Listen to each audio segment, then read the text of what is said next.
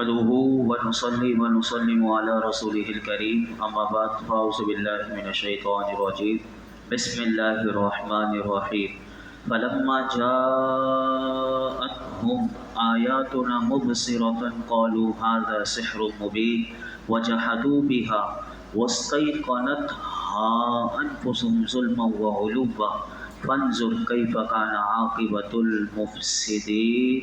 پھر جب ان کے پاس آنکھیں کھولتی ہوئی ہماری نشانیاں آئیں تو وہ کہنے لگے کہ یہ تو کھلا جادو ہے، اور انہوں نے ظلم اور تکبر کی وجہ سے ان نشانیوں کا انکار کیا، حالانکہ ان کے دل ان نشانیوں کا یقین کر چکے تھے۔ تو دیکھو فساد کرنے والوں کا انجام کیسا ہوا۔ اللہ رب العالمین نے پیچھے جو پورا ایک واقعہ بیان کیا تھا، اور حضرت موسیٰ علیہ السلام کو جب فرعونیوں کے پاس بھیجا تھا، اس آیت میں مختصر اللہ نے فرمایا کہ جب فرعونیوں کے پاس آنکھیں کھول دینے والی اللہ کی نشانیاں یوں آئیں کہ حضرت موسیٰ علیہ السلام فرعونیوں کے پاس تشریف لا کر ساری نشانیوں کو ظاہر فرمایا، تو وہ کہنے لگے کہ ہم جو دیکھ رہے ہیں یہ تو کھلا جادو ہے، اور فرمایا کہ انہوں نے صرف ظلم اور تکبر کی وجہ سے ان تمام معجزات کا انکار کیا، حالانکہ ان کے دل دماغ ان نشانیوں کا یقین کر چکے تھے، اور وہ جانتے تھے کہ بے شک یہ نشانیاں اللہ کی طرف سے ہیں، لیکن اس کے باوجود اپنی زبانوں سے انکار کرتے رہے۔ تو دیکھو فساد کرنے والوں کا انجام کیسا ہوا کہ وہ لوگ دریا میں غرق کر کے ہلاک کر دیے گئے۔ علامہ اسماعیل حقی رحمۃ اللہ علیہ آپ فرماتے ہیں یہ واقعہ کفار قریش کے سامنے بطول مثال پیش کر کے اللہ رب العالمین نے ان کافروں پر واضح کر دیا کہ جو رب تعالی فرعون اور اس کی قوم کو ہلاک کرنے پر قدرت رکھتا ہے، اور وہ ان لوگوں کو بھی ہلاک کرنے پر قدرت رکھتا ہے کہ جو فرعون اور اس کی قوم کے طریقے پر چلیں گے اور اس کی روش کو اختیار کریں گے۔ اور فرمایا کہ اس میں قیامت تک آنے والے تمام لوگوں کے لیے ایک نصیحت ہے اس آیات میں، کیونکہ دشمنوں پر اللہ کا غضب و جلال اسی طرح ہمیشہ کے لیے، کوئی یہ نہ سمجھے صرف فرعون پر تھا، جو فرعون اور فرعونیوں والے کام کرے گا اللہ کا غضب و جلال ہمیشہ قیامت تک ایسے رہے گا۔ اور فرمایا کہ اسی طرح اللہ کا کرم و جمال جیسے اولیاء پر ہر زمانے میں باقی ہے، ایسے قیامت تک اللہ کے ولی وہ ہوتے رہیں گے تو ان پر اللہ کا کرم و جمال بھی ہوتا رہے گا۔ لہٰذا ہر عقل مند انسان کو یہ چاہیے کہ وہ دوسروں کے حال اور انجام سے عبرت اور نصیحت حاصل کرے، اور ان تمام اسباب کو ترک کر دے کہ جو اللہ کے عذاب کی طرف اور ہلاکت کی طرف لے جانے والے ہیں، ان تمام کاموں کو چھوڑ دے۔ یہی وجہ ہے، یہ مثال اور نصیحت اللہ نے قرآن میں ہمارے لیے باقی رکھی۔ آگے سماعت سنیے، فرمایا وَلَقَدْ آتَيْنَا دَاوُودَ وَسُلَيْمَانَ عِلْمًا وَقَالَ الْحَمْدُ لِلَّهِ الَّذِي فَضَّلَنَا عَلَى كَثِيرٍ مِّنْ عِبَادِهِ الْمُؤْمِنِينَ، اور بے شک ہم نے داؤد اور سلیمان کو بڑا علم عطا فرمایا، اور دونوں نے کہا تمام تعریفیں اس اللہ کے لیے ہیں جس نے ہمیں اپنے بہت سے ایمان والے بندوں پر فضیلت بخشی۔ فرعون کو مصر کی حکمرانی ملی تو اس نے خدائی کا دعویٰ کیا، غریب رعایا پر اس نے ظلم و ستم کی انتہا کر دی، جو شاہی خزانے تھے اس کو اپنی ذاتی ملکیت بنا لیا۔ آج بھی فرعون، بڑے بڑے فرعون، وہ بیت المال کے مال کو اپنا سمجھتے ہیں، قوم کے لوگوں کا پیسہ اپنا پیسہ سمجھتے ہیں، وہ منصب پر بیٹھ کر وہ سب سمجھتے ہیں کہ یہ سارا پیسہ ہم کھا جائیں، کوئی ہم سے پوچھنے والا نہیں۔ اس کے مقابلے میں جہاں اللہ رب العالمین نے فرعون کا ذکر پہلے کیا، اب اللہ رب العالمین فرعون کے مقابلے میں ایک ایسی ہستی کا ذکر کر رہا ہے کہ جو سلطنت کی وسعت، دولت و کثرت کے اعتبار سے کئی گنا زیادہ، فرعون سے زیادہ جسے اللہ نے عطا فرمایا، اور جس کے جاہ و جلال کا یہ علم تھا کہ علماء کہتے ہیں کہ شیاطین، جن و انس ان کے سامنے سر جھکائے کھڑے رہتے تھے. ہوا کا کنٹرول جس کے زیر فرمان ہو، اس کے باوجود اتنی پاور جس کو اللہ نے دی ہو، وہ نہ خدا فراموش ہے اور نہ وہ ظالم ہیں، نہ وہ جابر ہیں، نہ وہ عیاش ہیں، نہ وہ بدکار ہیں، بلکہ یہ سب کچھ اللہ نے انہیں دیا، لیکن ان کا ہر لمحہ پھر بھی اپنے رب کی ذات میں بسر ہوتا ہے، اور وہ ہر وقت ان کی زبان پر اپنے منعم حقیقی کا شکر ادا وہ ہر وقت زبان سے کر رہے ہوتے ہیں. اللہ اکبر. جب ہم قرآن کی یہ دونوں واقعات کو دیکھتے ہیں کہ دونوں فرمان روا تھے، فرق کیا ہے، دونوں میں فرق کیا تھا، تو جب ہم اس میں غور کریں تو علماء کہتے ہیں اس کی وجہ وہ علم ہے کہ جو اللہ تبارک و تعالیٰ نے حضرت داؤد اور حضرت سلیمان علیہ السلام کو دیا، جس سے فرعون محروم تھا. وہ علم کیا تھا؟ وہ علم سے مراد یہ ہے کہ اللہ رب العالمین کی ذات خداوندی اور اس کی صفات الہی کی معرفت، دنیا کی ناپائیداری کا یقین اور قیامت پر پختہ ایمان، یہ وہ علم تھا. علماء کہتے ہیں کہ جس کی وجہ سے سب کچھ ہونے کے باوجود بھی وہ خدا فراموش نہیں تھے، بلکہ وہ اللہ کو ہر وقت یاد کرنے والے تھے. اور اپنی رعایا کے ساتھ کیسے تھے، یہ تو آپ سیرت پڑھیے تو آپ کو پتہ چلے گا. اب یہ بات جب ذہن میں رکھتے ہیں تو یہاں سے ہمیں پتہ چلتا ہے یہی وہ علم تھا کہ جو انسان کو عزت و عظمت کی بلندیوں پر لے جاتا ہے، کہ یہ علم جس کے پاس بھی ہے وہ انسان کبھی بھی بدمست نہیں ہوتا، اور اس کی زندگی میں کبھی ناشکری اور نافرمانی کی روش کبھی بھی وہ اختیار نہیں کرتا.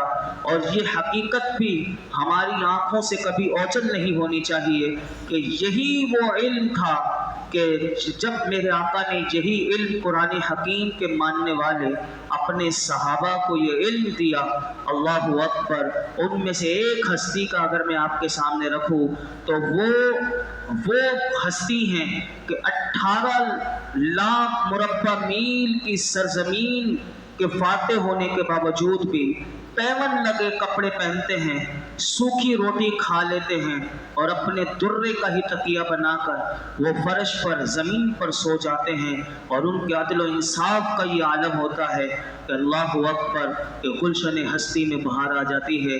وہ میرے فاروق اعظم رضی اللہ تعالیٰ عنہ ہیں کہ جن کو میرے آقا نے یہی علم سکھایا تھا. اور یہاں پر اللہ رب العالمین نے یہی بات ہمیں سکھائی کہ حضرت سلیمان اور حضرت داؤد علیہ السلام کو اللہ نے قضا اور سیاست کا علم دیا. حضرت داؤد علیہ السلام کو پہاڑوں پرندوں کی تسبیح کا، اور حضرت سلیمان علیہ السلام کو چوپایوں اور پرندوں کی بولی کا علم دیا.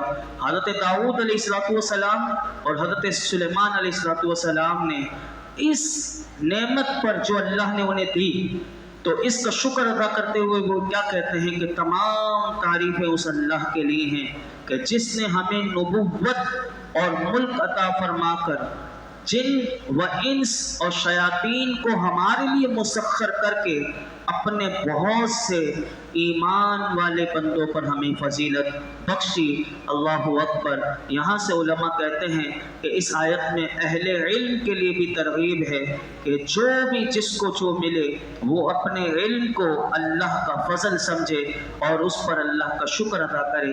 ہمیشہ عاجزی اور انکساری کو وہ اس کا اظہار کرے، اور یہ ذہن میں ہمیشہ رکھنا چاہیے کہ جو کثیر لوگوں پر کسی کو فضیلت دی گئی ہے تو بہت سے بندوں پر کسی کو فضیلت ملتی ہے، تو یہ اللہ کی طرف سے انعام ہوتا ہے. اور یہی قرآن ہمیں بتاتا ہے کہ ہر علم والے کے اوپر بڑا علم والا ہے. حضرت فاروق اعظم رضی اللہ تعالیٰ عنہ کو اللہ نے کتنا بڑا فقیہ بنایا تھا کہ جن کی سوچ پر قرآن نازل ہو جائے، لیکن آپ کیا فرماتے تھے کہ سب لوگ عمر فاروق سے زیادہ فقیہ ہیں.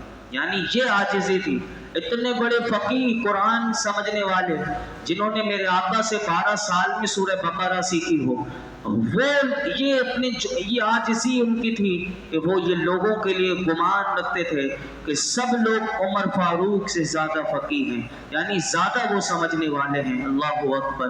اس سے پتہ چلتا ہے کہ تکبر بالکل خالی، یعنی دل تکبر سے خالی ہے۔ سب کچھ ہونے کے باوجود بھی کیسی عاجزی میرے آقا علیہ الصلوۃ والسلام نے انہیں سکھائی۔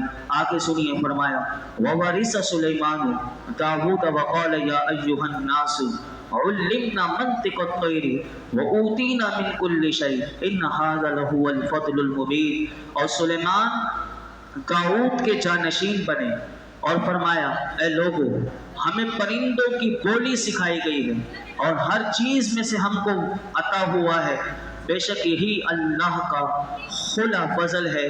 یہاں پر آپ نے لوگوں کے سامنے اظہار کیا کہ جب جانشین بنے حضرت داؤد علیہ السلام کے بیٹے حضرت سلیمان، تو آپ نے فرمایا کہ نبوت، علم اور ملک میں جانشینی مراد ہے، کوئی اس کو مال کی وراثت میں جانشینی نہ سمجھے۔ تمام تفاسیر اگر آپ اٹھا کر دیکھ لیں تو اللہ رب العالمین نے آپ کو، کیونکہ یہ بھی بات یاد رکھیے گا کہ انبیاء دینار نہیں چھوڑتے، انبیاء کی میراث نہیں ہوتی، انبیاء جو چھوڑتے ہیں وہ اپنے روحانی کمالات کا وارث بناتے ہیں، اپنے علم کا وارث بناتے ہیں، کسی کو بھی حقیقت میں مال کا وارث نہیں بناتے۔ کیوں نہیں بناتے؟ تو اس کا جواب علماء نے دیا، کیونکہ انبیاء کے نزدیک مال کی کوئی حیثیت نہیں ہوتی۔ اور یہی حدیث پاک سے بھی ہمیں پتہ چلتا ہے کہ حضرت ابو دردہ رضی اللہ تعالیٰ عنہ سے روایت ہے کہ نبی کریم صلی اللہ علیہ وسلم نے ارشاد فرمایا کہ انبیاء نے کسی کو درہم، دینار اور درہم کا وارث نہ بنایا، بلکہ انہوں نے صرف علم کا وارث بنایا۔ جس نے علم اختیار کیا اس نے پورا حصہ لیا۔ اور یہاں سے یہ بھی بات یاد رکھیے گا کہ مال کا اگر وراثت ہوتی تو پھر سارے بیٹوں کو ملتی۔ حضرت داؤد علیہ السلام کے 19 بیٹے تھے، کتنے؟ 19 بیٹے تھے، لیکن جانشینی ملی تو ایک بیٹے کو ملی اور وہ حضرت سلیمان علیہ السلام کو ملی، اور نبوت اللہ نے انہیں عطا فرمائی۔ یہ ساری بات ہمیں پتہ چلی۔ تو حضرت سلیمان علیہ السلام نے کہ تمام لوگوں پر اللہ نے ہمیں فضیلت دی اور پرندوں کی بولی سکھائی، اور دنیا میں بکثرت نعمتیں اللہ نے ہمیں عطا کی، مجھے اور میرے والد کو۔ تو آپ نے فرمایا کہ بے شک یہ اللہ کا خلا فضل ہے۔ اور یہ بھی یاد رکھیے گا کہ حضرت سلیمان علیہ السلام کو اللہ نے زمین کے مشرقوں اور مغربوں کی مملکت عطا فرمائی، اور مفسرین کہتے ہیں 40 سال آپ اس کے مالک رہے، اور پھر پوری دنیا کی مملکت اللہ نے آپ کو عطا فرمائی کہ جس میں جن و انس، شیطان، پرندے، چوپائے، درندے، یہ سب آپ کی حکومت میں تھے، اور ہر ایک کی زبان، چاہے وہ پرندے ہوں یا درندے ہوں، وہ چوپائے ہوں یا جن ہو یا وہ انسان، وہ کوئی بھی بولی بولتے ہوں، وہ شیطان ہو، سب کی بولی آپ جانتے تھے، سب کی زبان آپ کو سکھائی گئی، اور یہ ساری مملکت آپ کو عطا فرمائی۔ اور مفسرین یہ بھی بات لکھتے ہیں کہ آپ کے زمانے میں عجیب و غریب صنعتیں ایجاد ہوئی، اور پھر آگے کیا ہوا یہی بات آگے بھی آپ کے بارے میں آئے گی، اور کل سے وہ چونٹی کا ذکر بھی آئے گا کہ اللہ رب العالمین نے جو اس سورت کا نام سورہ نمل رکھا، تو وہ چونٹی کا واقعہ کیا ہے، ایک آیت کے بعد وہ 18 نمبر آیت آئے گی، اور وہ کل چونٹیوں کا ذکر بھی آئے گا۔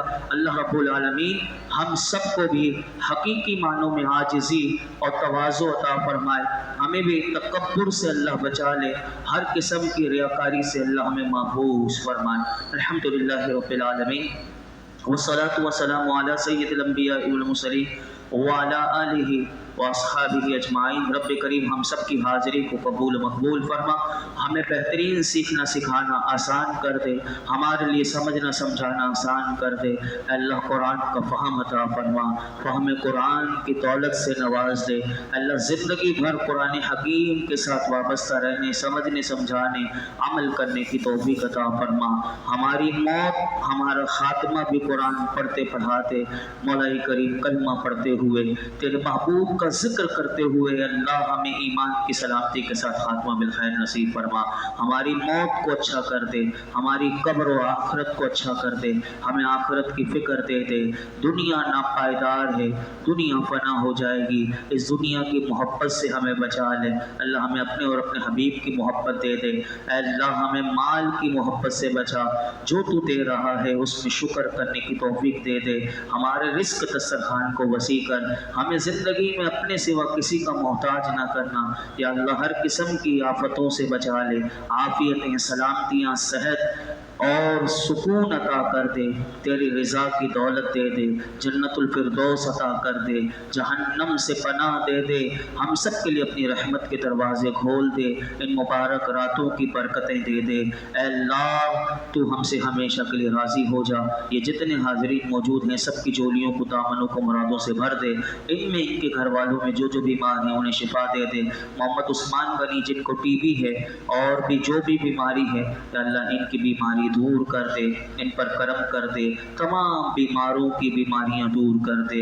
اللہ سب کو صحت, تندرستی, عافیت عطا فرما. یا اللہ آج تک جتنی دعائیں کی ہیں آئندہ کرتے رہیں گے. ہماری تمام دعاؤں کو اپنے محبوب کے صدقے میں, محبوب کے محبوبین کی مانگی ہوئی دعاؤں کے صدقے میں ہماری تمام دعاؤں کو قبول فرما. وصلی اللہ تعالی علی خیر خلقہ محمد وعلی آلہ وصحبہ.